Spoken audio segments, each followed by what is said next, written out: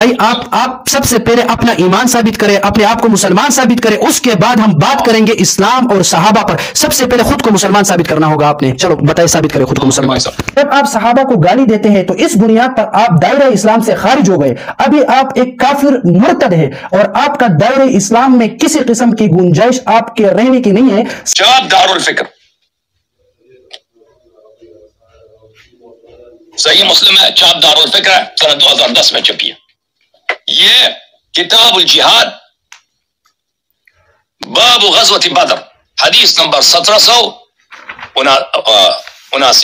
اچھا، انس سے روایت ہے، رسول اللہ صلی اللہ علیہ وسلم شاور حین بلغ اقبال ابی سفیان، جب رسول پاک صلی اللہ علیہ وسلم کو پتہ چلا ہے کہ ابو سفیان کا قافلہ آ رہا ہے تو انہوں نے مشورہ کیا۔ فتکلم ابو بکر، ابو بکر نے بولا شروع کیا کچھ، فاعرض عنہ، رسول اللہ صلی اللہ علیہ وسلم نے اس سے منہ پھیر لیا، منہ پھیر لیا۔ ثم تکلم عمر فاعرض عنہ، پھر عمر نے بات کی، اس سے بھی منہ پھیر لیا۔ تو پتہ یہ چلا کہ رسول پاک صلی اللہ علیہ وسلم مشورہ اس لیے نہیں کرتے تھے کہ وہ کسی بات کو نہیں جانتے۔ ہم اور آپ مشورہ کس لیے کرتے ہیں؟ کیونکہ ہم کسی بات کو پتہ نہیں ہوتا نا۔ چلو اب میری بات بھی، عقل ہمارا کم ہے، علم ہمارا کم ہے، ہمارے پاس جبرائیل نہیں آتا۔ ایک منٹ، پیغمبر صلی اللہ علیہ وسلم کس لیے مشورہ کرتے ہیں؟ منافق اور مومن مخلص کی پہچان ہو۔ منافق دیکھیں، رسول اللہ صلی اللہ علیہ وسلم کبھی بھی مومن سے منہ نہیں پھیرتے تھے، اور منہ پھیرنا یہ بہت بڑی تذلیل ہے۔ مجلس میں اگر کوئی شخص بات کرے آپ اس سے منہ پھیر لیں، اور قرآن کو وَأَعْرِضْ عَنِ الْمُشْرِكِينَ وَأَعْرِضْ عَنِ الْجَاهِلِينَ۔ اچھا، ثم قال سعد بن عبادہ، سعد بن عبادہ نے جب کھڑا ہو گیا تو رسول پاک صلی اللہ علیہ وسلم نے اس کی بات سنی اور اس کی بات خوش ہو گئے، ٹھیک ہے نا؟ تو یہ پتہ مشورے کی یہ بات ہوئی۔ اب آپ کچھ کہنا چاہتے ہیں؟ بسم اللہ کریں۔ جی میں کہنا چاہتا ہوں، سب سے پہلے تو آپ یاد رکھیں کہ بھائی آپ اپنی طرف سے حدیث اور قرآن کی وضاحت کرنے سے آپ پرہیز کریں تو یہ بہتر ہوگا۔ آپ کو اتنا علم نہیں ہے کہ بھائی کبھی رسول اللہ صلی اللہ علیہ وسلم نے کبھی مسلمانوں سے منہ پھیرا ہے یا نہیں۔ رسول اللہ صلی اللہ علیہ وسلم کا کسی سے منہ پھیرنے کا مطلب یہ نہیں ہوتا کہ وہ منافق ہے، ورنہ عبس وتولی ان جاءہ الاعمى، جو صحابی کا جو واقعہ ہے اور اس صورت کا شان نزول ہے اس پر آپ غور کریں، اور جو علم سمجھنے والے لوگ ہوتے ہیں وہ سمجھ جاتے ہیں کہ رسول اللہ صلی اللہ علیہ وسلم کے پاس ایک صحابی آئے۔ تو بہرحال وہ تفصیل ایک الگ موضوع ہے۔ اس کے بعد تیری دوسری بات کی میں ایک منٹ، نہیں میرے بات پورے ہونے، میں نے آپ کی بات سنی ہے، میرے بات سنو، نہیں میرے بات پہلے سنیں، میں نے آپ کی بات کو اطمینان سے سنی، اب آپ میرے بات پورا ہونے دو گے۔ دوسری بات، آپ نے مجھے کہا کہ بھائی رسول اللہ، نہیں پہلے اپنے باتوں کی، نہیں آپ نے اتنے ٹائم بات کیا، میں خاموش رہا تھا، پھر آخر میں سارے باتوں کا جواب دے دیں۔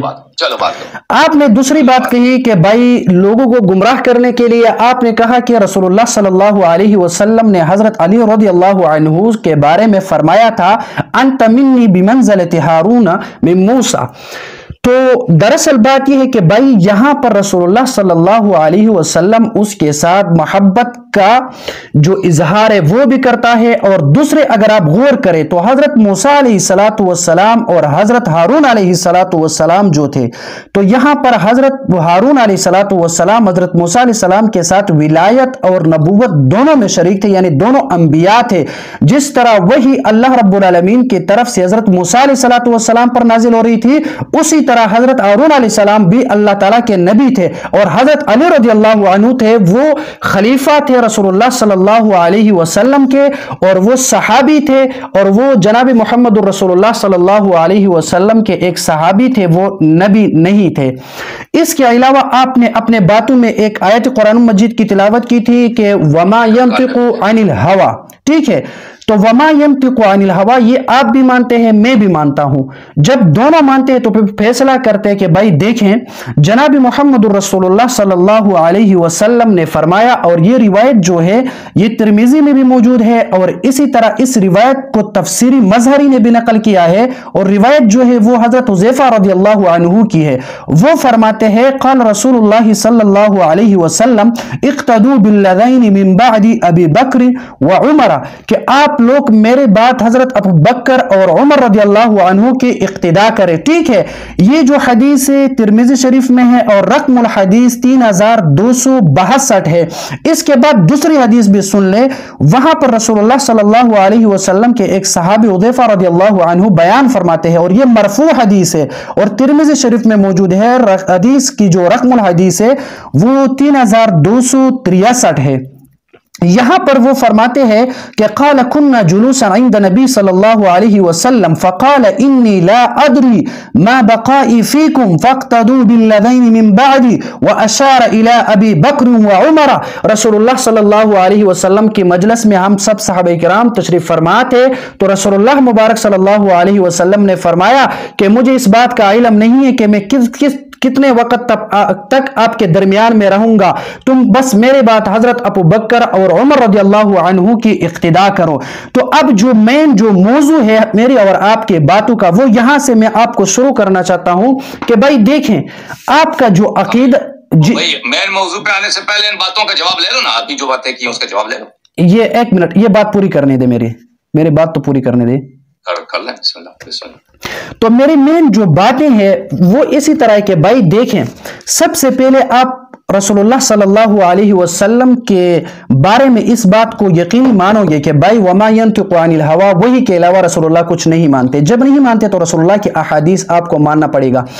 दूसरा जो है, कुरान मजीद में अल्लाह रब्बुल आलमीन फरमाते हैं सूरतुल फातिहा में इहदिनस सिरातल मुस्तकीम सिरातल लज़ीना अनअमता अलैहिम। इस तफसीर के नीचे आप तफसीरी मजहरी को देखो, वहां हज़रत हसन रज़ियल्लाहु अन्हु के कौल को और अबुल आलिया के कौल को नकल किया गया है को वो फरमाते हैं कि भाई इस आयत के जो मिस्दाक है वो अबू बकर और उमर है।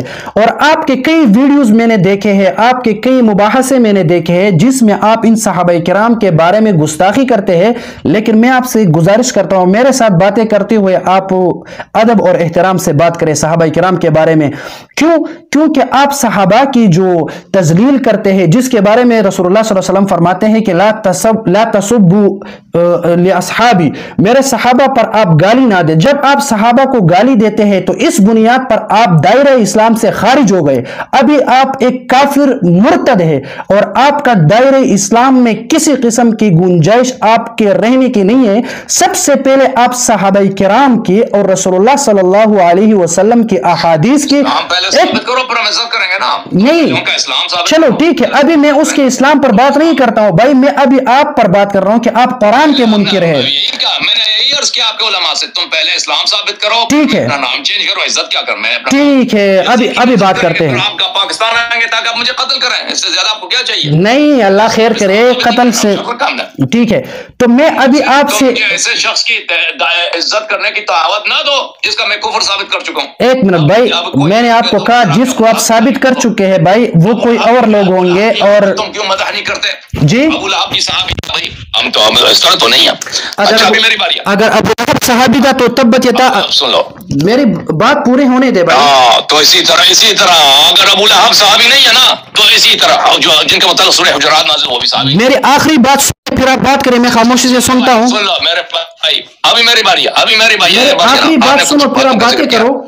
आखिरी बात है मुख्तसर सी, फिर आप बातें करो, मैं सुनूंगा आपकी बात इत्मीनान से। देखो तुमने बहुत सारे मुख्तलिफ, तुम एक मौजू पे तो बात नहीं करते ना। अभी मैं तमाम बातों का खुलासा बयान करूंगा, मैं अभी तुम काफिर हो, सुन लो भाई नहीं, मैं तमाम बातों का खुलासा बताऊंगा आपको, तमाम बातों का खुलासा उस पर बात करते हैं, तमाम बातों का खुलासा एक अल्फाज जुमले में बताऊंगा, उस पर बात करेंगे। नहीं वो ये है, खुलासा मेरे पास है। नहीं, वो खुलासा ये कि भाई आप सबसे पहले अपना ईमान साबित करें, अपने आप को मुसलमान साबित करें, उसके बाद हम बात करेंगे इस्लाम और सहाबा पर। सबसे पहले खुद को मुसलमान साबित करना होगा आपने। चलो बताइए, साबित करें खुद को मुसलमान।